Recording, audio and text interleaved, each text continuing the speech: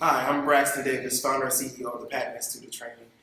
And today we'll be discussing what it really takes to get into the patent profession. I'm joined by Jason Perilla, who's a practicing patent attorney, as well as PIT faculty, and Greg Mullin, who's a PIT alumni, who's also now a practicing patent attorney, who we're just welcoming into the fold. So we can get today's conversation started by just getting a feel for what do you guys think about the patent profession overall? Well, let me start. So, I've been working in the profession for maybe 15, 16 years. Starting as a patent examiner and going into law school and finally coming out and working in private practice. And I think a lot of things have stayed the same. A lot of things have changed, but it's still a field that's always things are always updating, things are always changing. You always have to kind of stay on your toes. And there's a lot of exciting things I've seen. Since I started as a patent examiner a number of years ago. Okay. Yeah, I really enjoy the challenge of patent prep and pros. For me, one of the most enjoyable things about the profession, is challenging, but I get to work with a lot of different types of people. And frankly, I love working with inventors. Part of I came to patent prep and pros a little later in my career. I have now seen a lot of different types of inventions, different types of technologies. And the ability for patent attorneys to be able to sit down with inventors and to understand their invention, turn that into something that can help them, the inventor, grow their business is something that I really enjoy. Yeah, I mean, a lot of inventors you'll find seem to have a hard time conveying their ideas to even their colleagues. Right. And they're what we do as a job is really listen to them very closely, interact with them, and really get a good sense for what they are working with. And they always appreciate it. They always really seem to appreciate the chance to talk to you about it. And especially when you grasp their concepts and you start to discuss it with them, it really opens things up. And it's a great thing to do. Right. I think another important point to note as well is that a lot of inventors tend to think in silo. And so a part of our job is to also help them expand upon those ideas, broaden them out and add more meat to the patent application so that they stand a better chance during a prosecution and any potential licensing or monetization opportunities later on, which is, like you guys said, one of the things that I love about the profession, and just being able to see innovation unfold, so to speak. So that brings us to our next point, which is, how did you guys get into the profession? And what were your challenges in moving into this profession?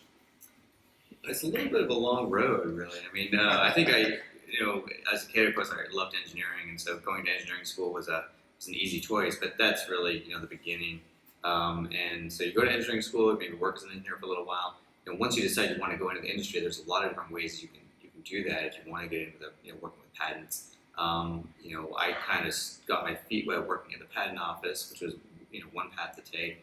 Of course, there's a patent bar that you can take on the way, which gives you the ability to practice before the U.S. Patent and Trademark Office.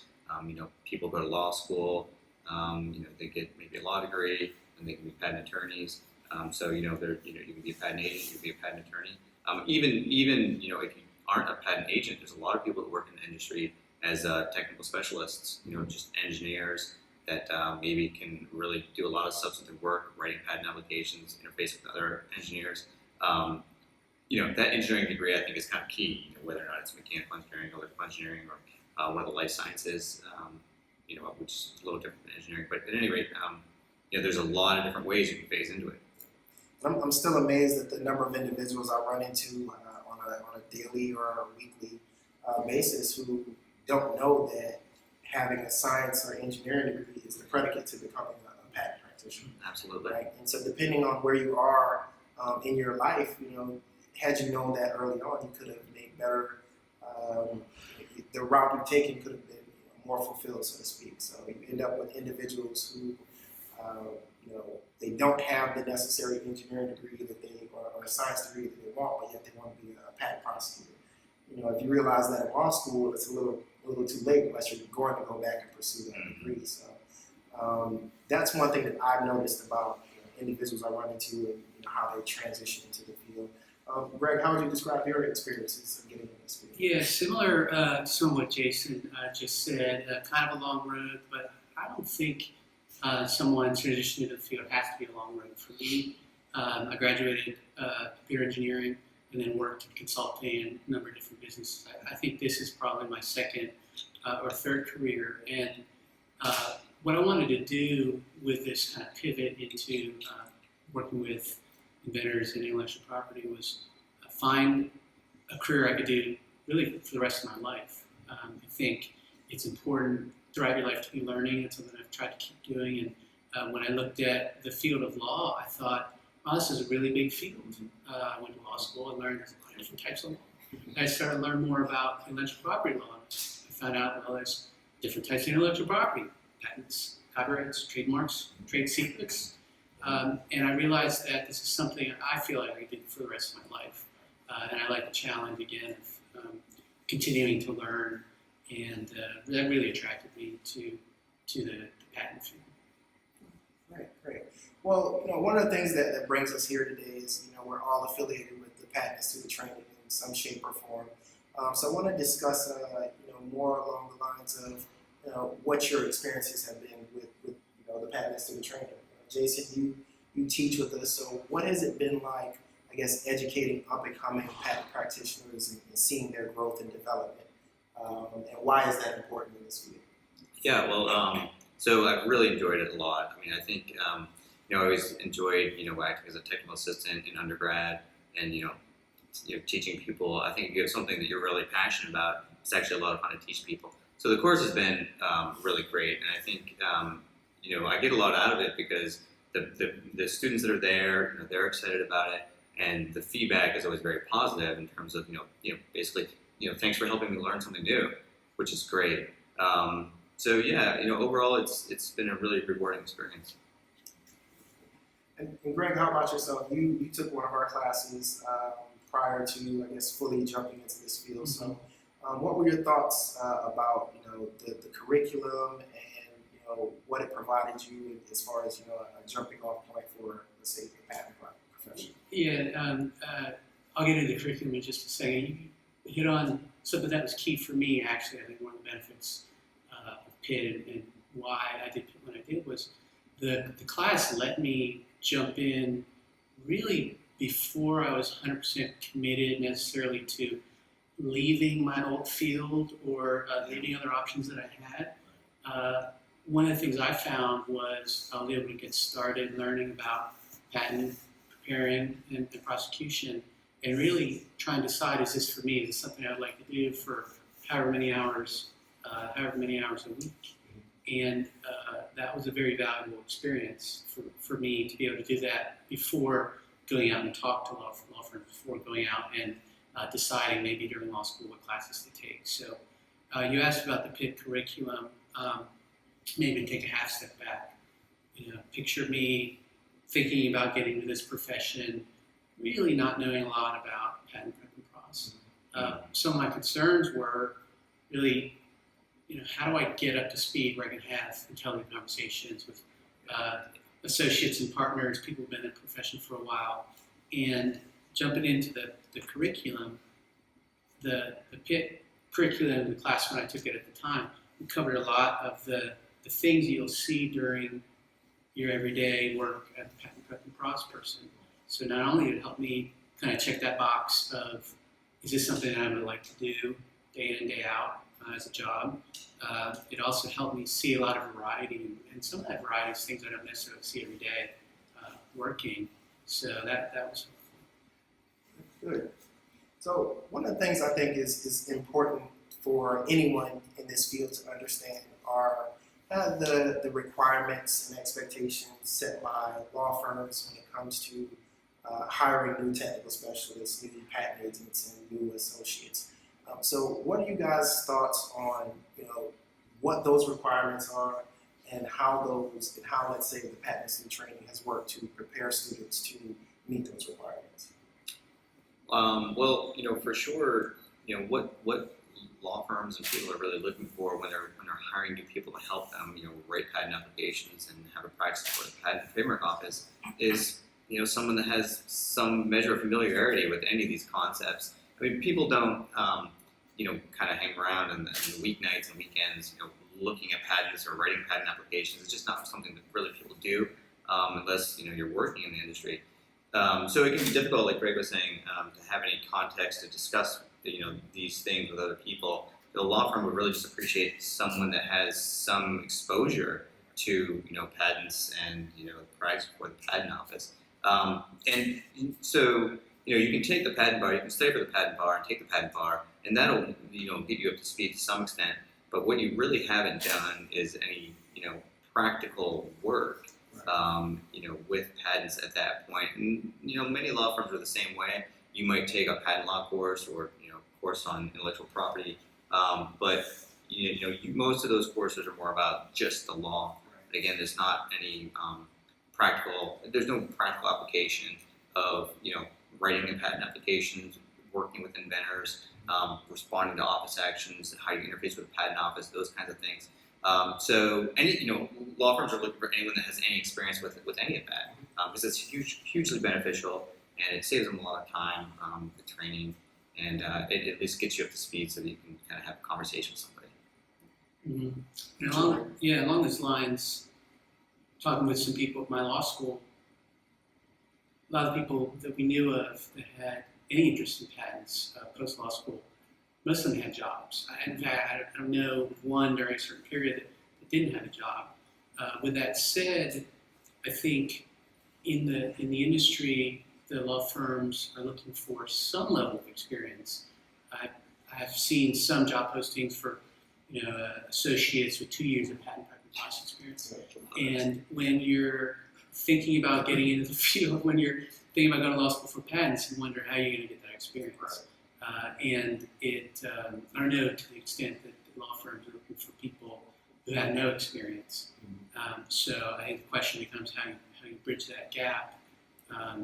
For myself, I knew I was interested in patent prep and pros, and I felt like classes like the PIT course were ways to kind of demonstrate that interest to law firms, and also get to the point where I was able to write more patent applications and be able to understand how you respond to office actions. Right. And that's exactly why our slogan is bridging the gap between the patent bar and the patent career. Right?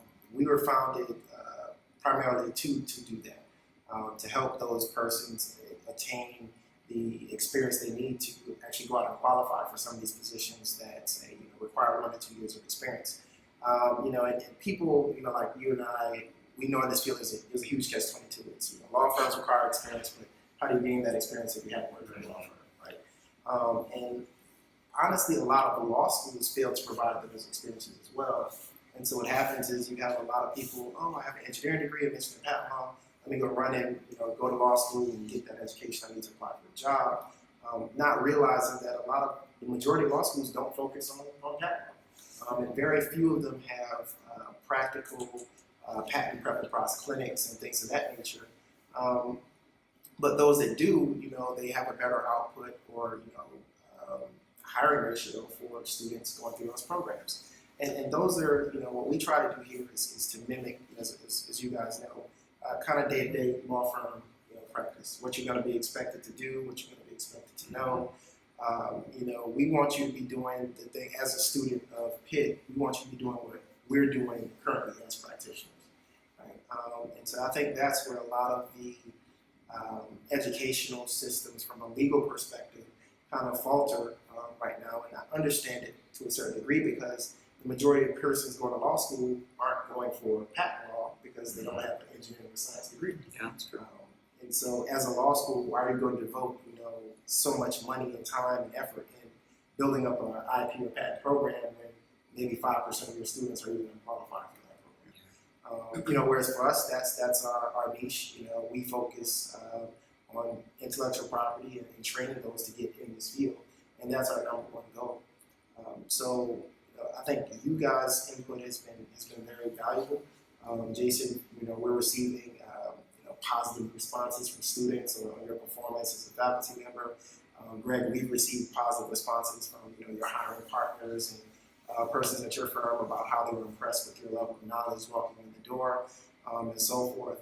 And so what we like to think of ourselves as is as being akin to a medical residency, but for patent practitioners, right? Getting that on the job, not necessarily on the job, but that practical experience that, but for the course, you would only be able to receive on the job.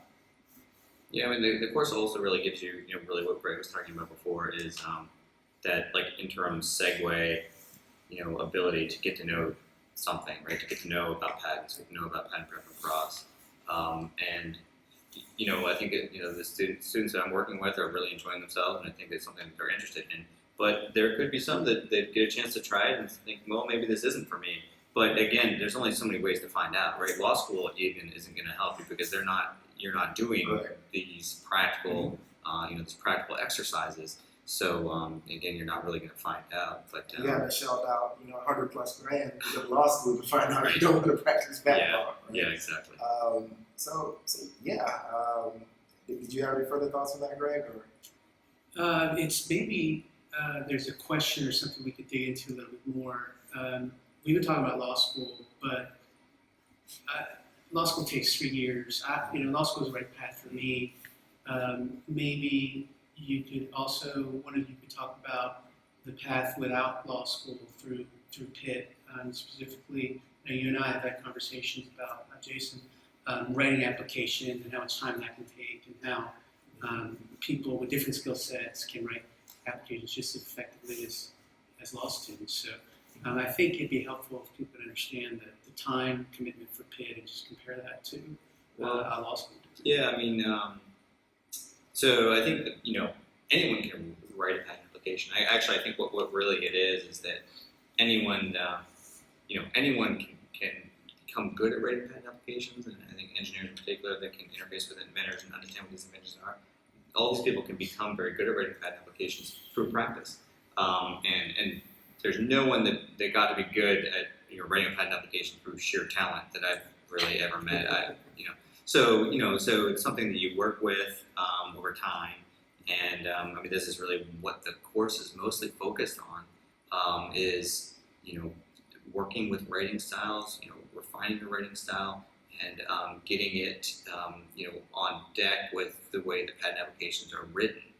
There's a certain style that goes along with it, and there are certain ways that patent practitioners write, and there's a reason why they do it that way, and it's all about learning those things. And but engineers can do it, and just like attorneys can do it, engineers are just as capable for sure. And I think another point, piggybacking off of Greg's lead-in question here, is technical specialists, patent agents. You don't have to go to law school to get into this profession. Right? Mm-hmm. And a lot of people, they don't know that either. Even if they do know that, hey, I want to practice patent or anything, I have to go to law school. What I think is one of the finer points about this profession is the fact that it's the only quasi-legal area that you can practice without going to law school. Yeah, that's true. Right? Yeah. And so that in of itself presents additional opportunities that no other area of law is affording. Right? So having that patent registration number and passing the patent bar, you can practice as a patent agent, and we have some lifetime career patent agents who never they never want to pursue law school. That's not on their path, and they're fine with that.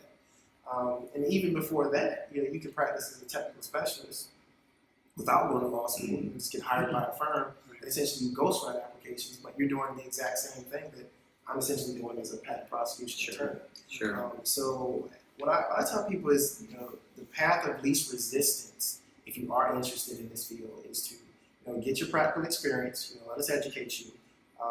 Get your foot in the door at a law firm, vet it out, see if it's what you want to do. And a lot of times those firms will support you to go to law school. Yeah, right? they will. And so you don't end up spending 3 years of your life, going to school and spending a ton of money for a profession that you really know nothing about at the end of the day, or haven't been trained to go into. But if you flip that around and go to technical specialist patent agent ahead of time, you have your firm supporting you, you can go to law school and work part-time. Things get a lot more seamless. They become a lot more seamless taking that route than going to law school potentially, not having the training, and then trying to get employed, but you really don't know what to do, how to do it, how to go about things. And I've seen it happen time and time again. We've seen people who graduated law school and they don't have, they want to get into patent law, but they don't have any experience, so they can't get into the market, right? Well, what a lot of people don't know is the longer you're out of law school without, working for a firm, it begins to cut against you. It's kind of like a sliding scale, so to speak. And then law firms, 2-3 years later, like, well, why haven't you been working for a law firm? There are a lot of different undertones that we see that we try to make our students aware of, so that they're as educated as possible and can make the better informed decision about whether they want to go in this profession or not. But at the end of the day, going through our program is a lot less time intensive than law school. Although it is, time intensive with regards to the amount of information you cover and what you're expected to accomplish. 100% of the things you're learning in our course is geared towards the profession that you want to be in. Versus in law school, you're going to get a smorgasbord of criminal law, civil procedure, property, torts, and that may be the last time you hear of those subjects. I couldn't tell you the last property, question I've answered or had to deal with, right? And so that's what I really like about focusing in on this, but providing those unique opportunities to work for a firm without going to law school. It just doesn't exist anywhere else. Yeah, I mean, then that ability to have some knowledge about the field, I think it's really telling when you look at the job postings that you'll see the most of in our field. That most firms are looking for somebody that has between 1 and 2 years of experience. I mean, that's kind of a sweet spot. But if you can get yourself over a little bit of a hump to get in and have a little bit of experience to demonstrate that you're interested in it and you're ready to go, I think people or law firms are much more willing to pick you up and get going. And for sure, you've got that 1 year of experience, 2 years of experience. You've demonstrated that you're committed to this and you're capable of doing it. And then the lid really starts to come off. So it's just all a matter of getting yourself going and demonstrating that you're really interested in doing this. And another thing that I think our students have appreciated is having their writing samples from class and presenting those on their interviews when they go for job opportunities, employment opportunities, and they know the language. They know how to speak about 35 USC 102 and what it means in the grand scheme of things, of novelty. And they know that's an intelligent conversation they can dialogue with the partner sitting across the table. Right. But for the course, you're really not going to know. Yep. And so that's why I think the majority of our students have been successful, like Greg, is because they, it puts them at ease, in that one, they know they want to go into the profession, and two, they can dialogue intelligently with, people who've been practicing in the field for years and years. Yeah, I think we really kind of throw them in the pool, when it comes to the lingo and the way that we talk about things. And I always tell everyone that it's really important. I'll say, look, you're going to hear me talk about claim drafting and writing applications, parts of an application, and using really specific language that practitioners would use. And once or twice I'll pause and say, yeah, I know you think this is super awkward to hear all these words all the time, but this is what you're here for. And they get exposed to it often, and it's all about the chance to sit down with somebody and just show them that you can have an intelligent conversation about how you work, how you do this kind of work, because the person that they're interfacing with will know right away. They'll pick up on that right away. It's just a huge thing. So yeah, it's really valuable for them.